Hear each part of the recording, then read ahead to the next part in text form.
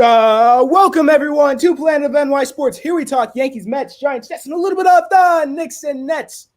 So, I know it's been a while. It's been a month since I've made a video. I've been busy. I had a job over the summer. I no longer do. We'll be making more videos. It'll mostly be Giants-centric. The Yankees, they've been pissing me off lately, losing series to bad teams, winning some series against good teams. Obviously we smack up on the Twins. I know a few people here are Twins fans. I just wanted to talk some smack. Obviously we don't beat the Mets. Roderick, you can have that, whatever. But I'm not going to get into the Yankees. This is about the Giants and the Vikings. So I'm going to start off with a quick little video that we can all watch real quick, and then I'll have Roderick take it away. My hot take is the Vikings win by 41 points. The total score 41-0, and that's really it.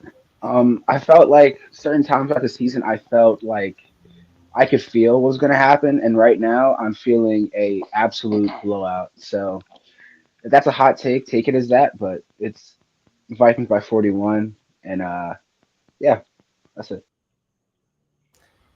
All right, Roderick, go ahead. Well, obviously, I've had to live that down for the last 2 years. But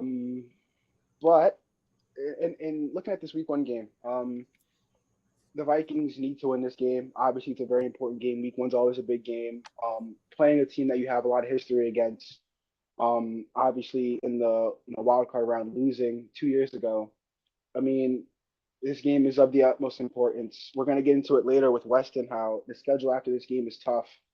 So it's paramount for us to go off on the right foot here. And when I look at winning this game, the Giants' offense isn't anything to. It's not scaring anybody on paper. So the defense is going to have to do its job. The Brian Flores unit last year at times was a bit unethical, like sending 8 people every play probably wasn't the best thing. But also, like, there were times where this defense was getting us stops and turning the ball over. So, I mean, this team coming in, off season was kind of wonky. Losing Kirk Cousins, losing Danielle Hunter, losing KJ Osborne, a lot of pieces came out, but a lot of pieces came in as well, like Dallas Turner. Just to name one, is going to be a key piece to this team this year. And I think that for the Vikings this year, especially with this game, because it means a lot to me, they're going to have to show up and just dominate the Giants. I'm not going to lie. I saved my score prediction for later, but I mean, this team is going to have to get off on the right foot. They're going to have to run the ball, and yeah, that's what I'll say for now. Save a little more for later. Okay, that was a little bit more reasonable this time around. So Sam, go ahead. Oh dear. Okay. Sorry about that. So, for me, this season, obviously, as Roderick said, losing key players, Kirk Cousins. It's a lot about finding our identity now that the signal caller has gone. Obviously, we drafted JJ McCarthy, who typically got injured in preseason, which literally just sums up the Vikings the last couple of years for me, really. It's going to be a tough season, I think, for the team. As I say, like JJ McCarthy getting injured, you're losing that man that you bring in to be the face of the franchise. And then, I'm not trying to slag off Sam Darnold, but when you draft face of the franchise, you kind of want him to be playing week one. But no, we'll be going week one with Sam Darnold at quarterback. I think there's been some questionable moves in the offseason as well. Getting rid of Jaron Hall. I'm not saying he was the answer to everything, but I'd rather have him as a backup quarterback than the quarterback who shall remain nameless that we decided to bring in. Speaking to the group chat, well, I don't think many of us were very happy with that move. But I think this season it is going to be finding our identity. We've got quite a strong looking defense. Whether that's the team's identity going forward, because obviously when Cousins was quarterback, we were a very pass-heavy team, get feeding the ball to JJ and that. But now with Sam Darnold at quarterback, is that going to be, feasible? Whether we become run-heavy now that we've got Aaron Jones in the backfield, it's going to be a lot of finding our feet, and then hopefully, come the end of the season, going into next season, we'll have a bit more of an identity. But that's all I have to say on that matter. I'll leave Weston to take over for me. Okay, Weston, you can speak. All right, so man, this is a very, very interesting start to the season. Oh yeah, look at my man Sam Darnold repping that purple jersey, just absolutely beautiful. But yeah, in regards to Sam Darnold, so yeah, both these squads are looking very, very different compared to the last two times that these teams have met up when they faced off against each other in the 2022 postseason. Rosters have changed. Both those two teams met. They had momentum going to the offseason. Then last year, both squads had a similar story, had high upside to start the year, and then, of course, injuries and things not going both teams' way just derailed both the seasons. There was a couple QB miracles, and Josh Dobbs and Tommy DeVito. Those stints were fun for a little while, and then both of those just kind of went in flames, and both the Giants and the Vikings seasons have went into flames. So then we had important off seasons for both squads where we lost pieces and we gained pieces, and now we get to put this to the test in this week one matchup at MetLife Stadium for the start of the season. So this is honestly a very, very important game for both squads. I mean, as I said, both squads heading to week 2, at 1-0 can allow for some much needed momentum early into the season, especially Minnesota, who is going to have a very, very brutal stretch down the road after week 1. I don't know what the Giants season is looking like, but after this game, you got the Niners and the Texans back-to-back at home. You got the Packers in Lambeau. You play the New York Jets in London for an international game. You got the Detroit Lions, who are the division favorite, and a team I am very, very scared of this year, at home right away. And then you got a bye week, I believe, in between. And then you got the Rams on Thursday Night Football in LA. And the Rams are looking like a dark horse candidate for the NFC West this year. Because if nothing goes San Francisco's way, or if San Francisco goes a little down to the slope, that division could be for the Rams' taking. They've got guys like Puka Nacua, Cooper Kupp, and even adding, they had Kyron Williams, but now they added Blake Corum to that backfield, and you don't know what Stafford's going to do. So, yeah, those 6 games down the road, it could be a brutal stretch. It could be 1-6. It could be 3 wins. I don't know what's going to happen. So, this game right here, I want to be 1-0, so I can at least say this team was undefeated at some point and had a winning record before what I predict could be an 8-win season for this Minnesota Vikings team with a lot of questions, needs to find their identity now that pieces like Kirk and other guys are gone. So, yeah, that's what I got in regards to how important this game is to start off for the Minnesota Vikings. Okay. So is that it, Weston? For now, yeah, I can get to my keys into the victory once we get down that topic. Okay. All right, cool. So now we'll switch gears to the Giants' point of view. Alex, do you want to go first? Yeah, I could just say a couple of things. I do agree with Weston how this is an important game for both teams because this is really like the start of the season. You want to start off strong because especially for the Giants, losing at home would not be a good look for us. It wouldn't give us any momentum or anything, especially because for the rest of our schedule. So after this game, we face the Commanders in Washington, but then after that, we have the Browns, we have the Cowboys, Seahawks, Bengals, Eagles. It's going to be a really tough schedule. It's when we keep going down the stretch. So I would say this is important. I don't really know if I trust our defense because in years past it's shown that when we try to rely on our defense, it doesn't really go our way. They give up open passes. They let players run through the gaps when they should be covered. It's just very frustrating at times, and I really don't trust it against. I'm not saying that I would say I don't trust it against the Vikings. I would say, yeah. Yeah, I guess I'll speak now. Yeah, just talking about how I don't trust the Giants as well. There's definitely a certain player on the Giants I don't trust, and that is Daniel Jones.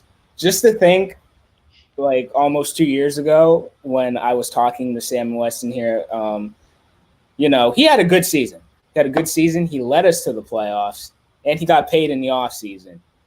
And now fast forward to the 2024 season. It's been a wreck for Daniel Jones. It's not been good. We had fans last year, like Weston brought up, clamoring for Tommy DeVito. That was fun for 3 games. Obviously, I wasn't in favor of it. I wanted to tank. People didn't want to listen to me, and those are the same people that complain about Daniel Jones. Whatever. I won't say I told you so, but I will. Looking into this year for the Giants, like Alex said, if we don't win this game and at Washington, the season is over. Plain and simple. It's over. We need to get momentum here and win this game. I don't see this game being a blowout on either sides. I think this is probably going to come down to the wire. I'll say my prediction for that for later.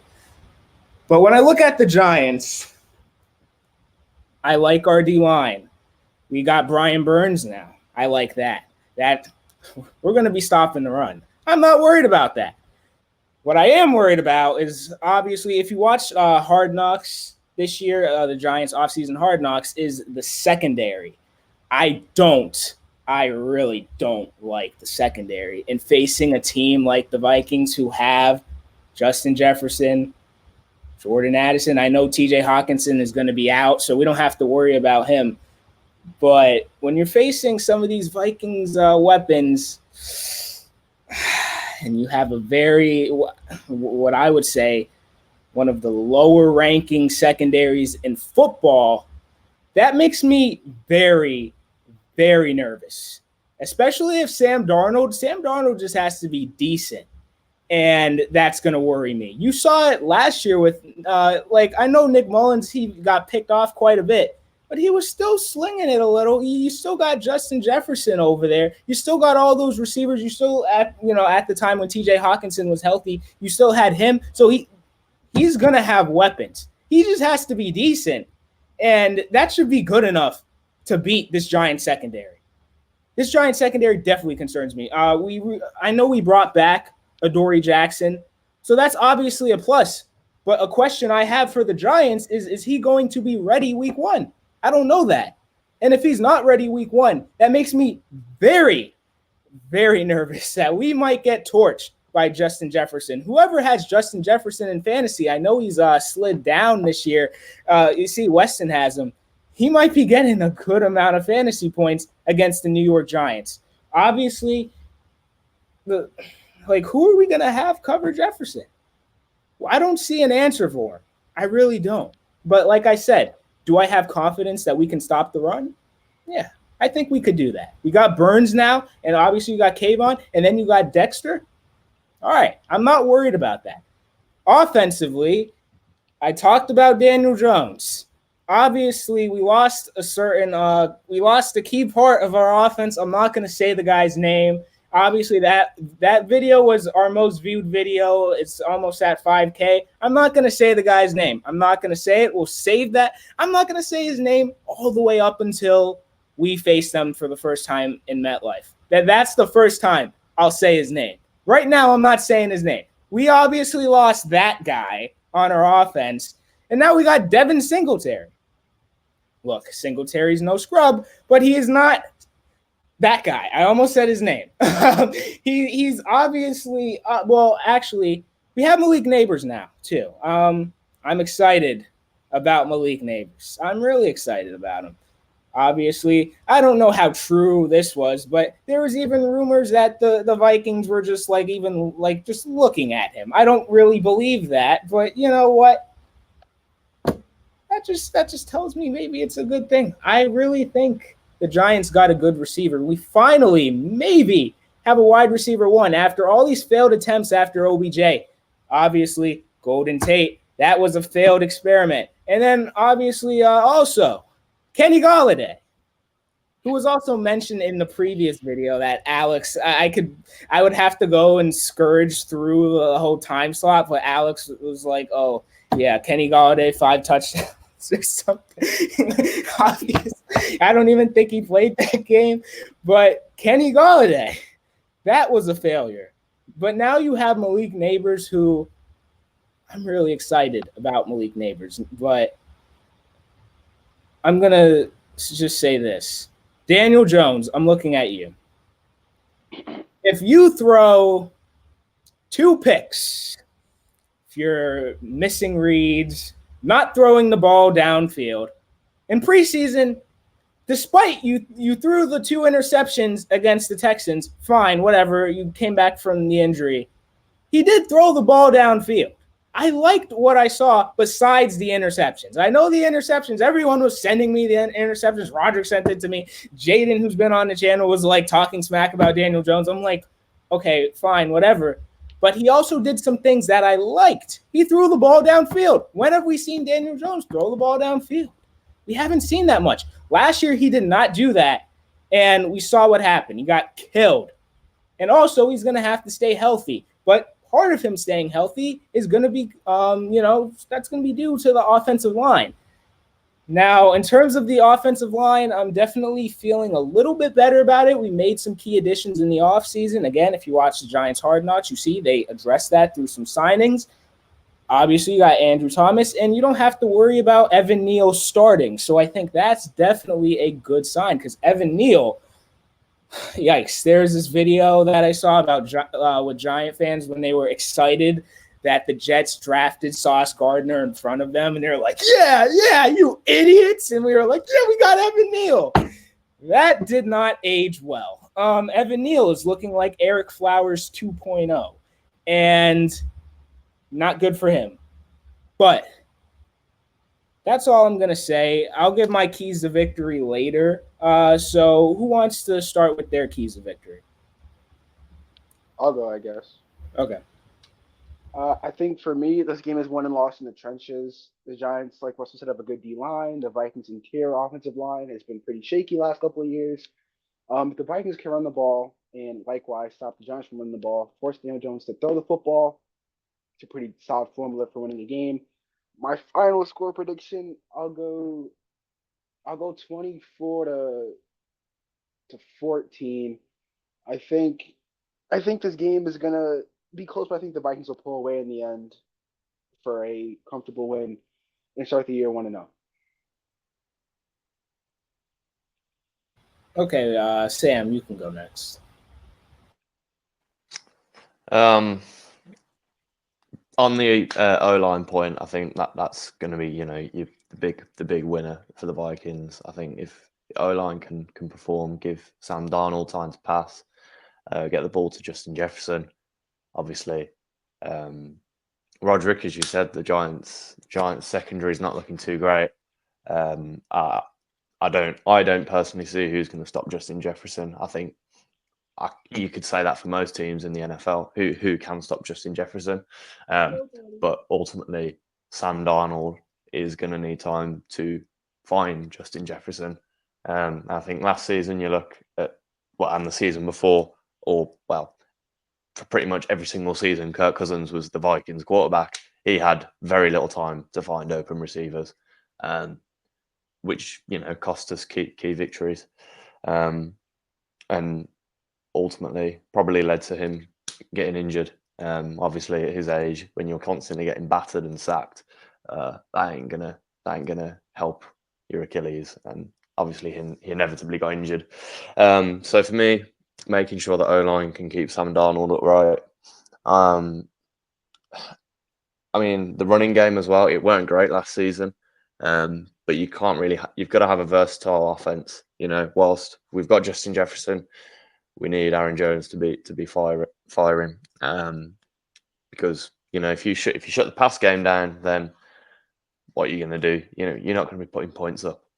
So I think Aaron Jones needs to be firing. And then the last point for me,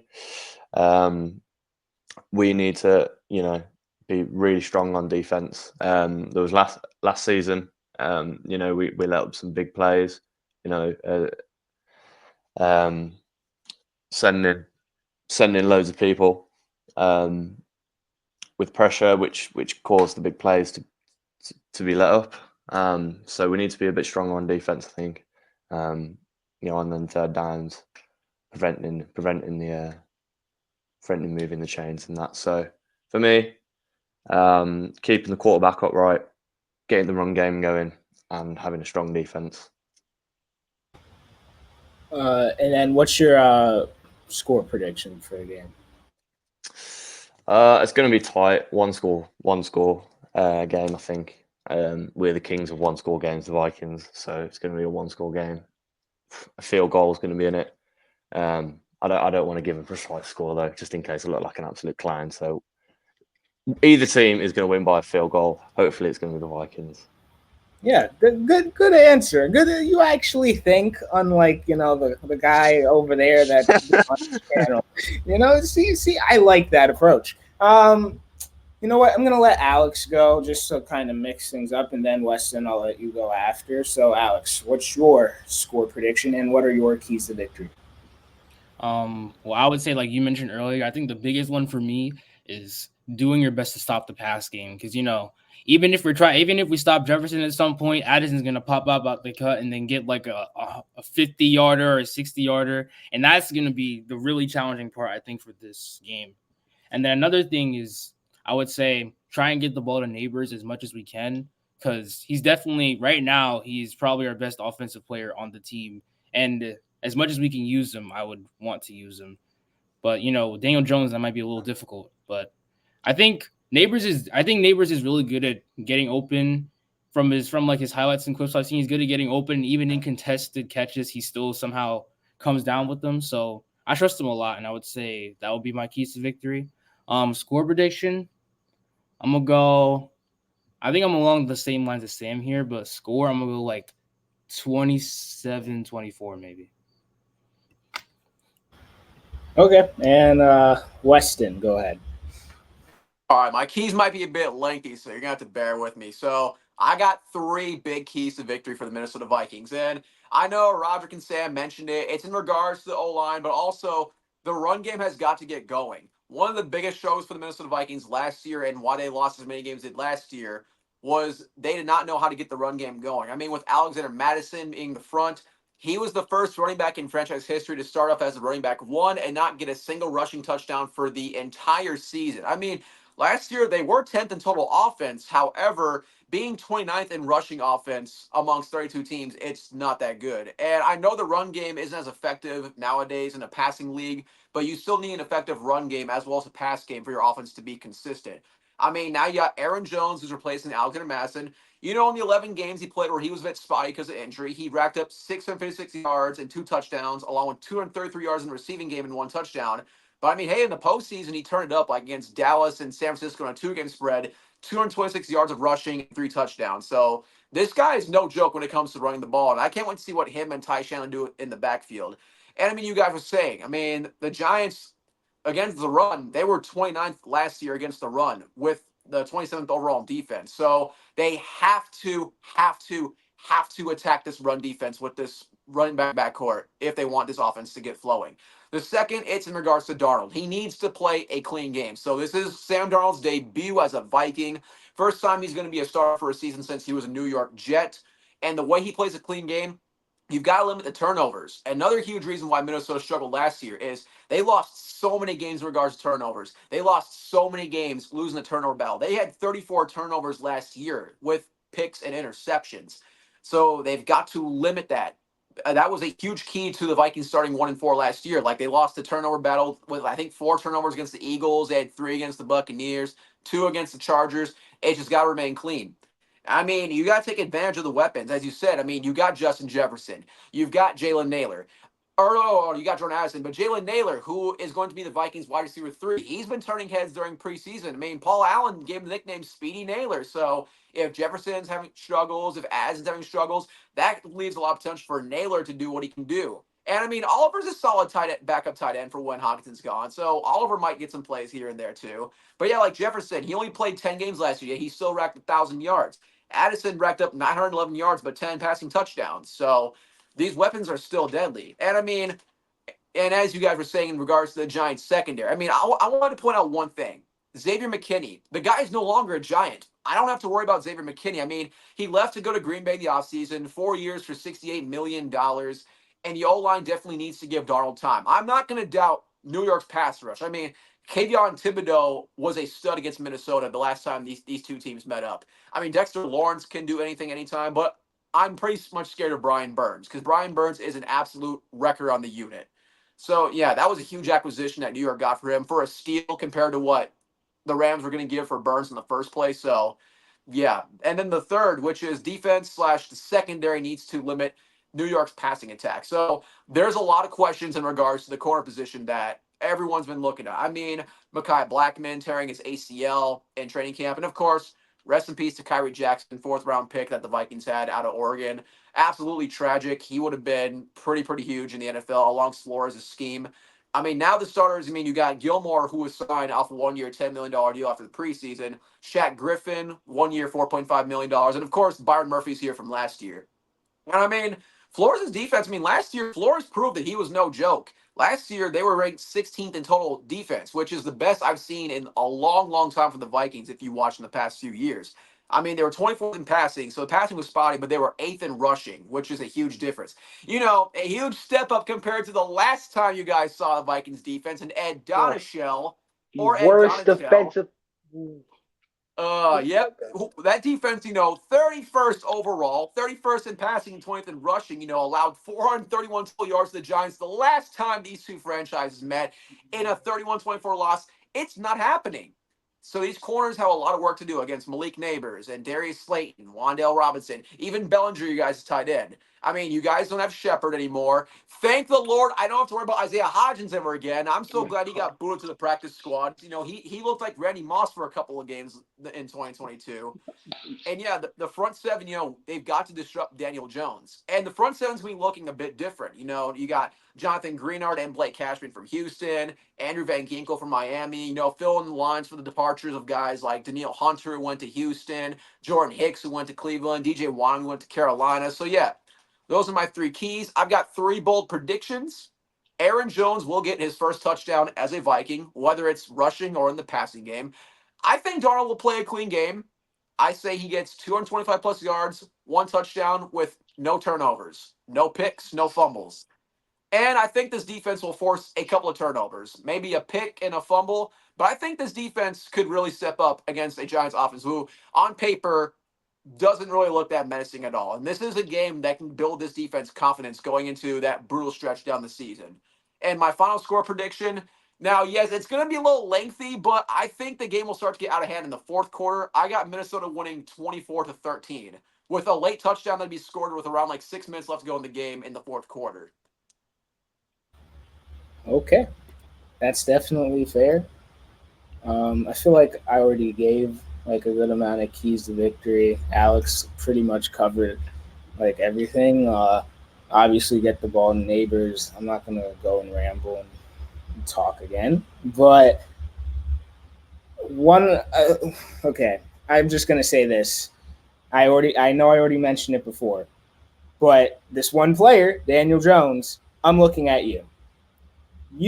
This game, because I could see this game coming down to a last-second field goal, especially if the Vikings win. I feel like it's going to be by a last-second field goal. I just feel it. When I'm looking at Daniel Jones, I'm not saying, he can't turn over the ball at all, but let's try to limit the turnovers. Let's try to, keep it to 1. Let's not fumble. No stupid interceptions, please. Yes, get the ball to Neighbors. Now, one player I want to also point out, Tracy, the Giants running back that they drafted. I actually like him, and I would like to see him used a little bit more than not more than Singletary, but I want to see what he can do as well. I want to see what he can do. Now, obviously, somehow we're going to have to try to limit the Vikings offense. It's not going to be perfect. You can only do so much. But let's try to limit things. I'm not asking for prime Jalen Ramsey to show up and just completely or Jair Alexander to come and just shut down. I'm not asking for that. I'm asking for you to possibly limit what the Vikings can do on offense. Get some pressure on Sam Darnold. I don't want to be too confident, but I don't think that will be much of an issue now with Burns. Because before, obviously, Kayvon was giving the Vikings issues before that a few seasons ago. Now we got Brian Burns on the edge too, and Kayvon, who is better than he was 2 years ago. Whew, that's scary. I'm not worried about that. It's the secondary. Linebackers, even that, I'm not too concerned about. This game is about the Giants' secondary. That's gonna be what that's gonna be our make or break right there. The Giants' secondary. Now on offense, obviously you got Daniel Jones. That's the make or break player for the offense. If I had to give my prediction for this game, I'm not going to pick against the Giants. I do think they could win this game and get some momentum going into week 2 against Washington. I'll give you a wacky score here. I'll say Giants 20, Vikings 16.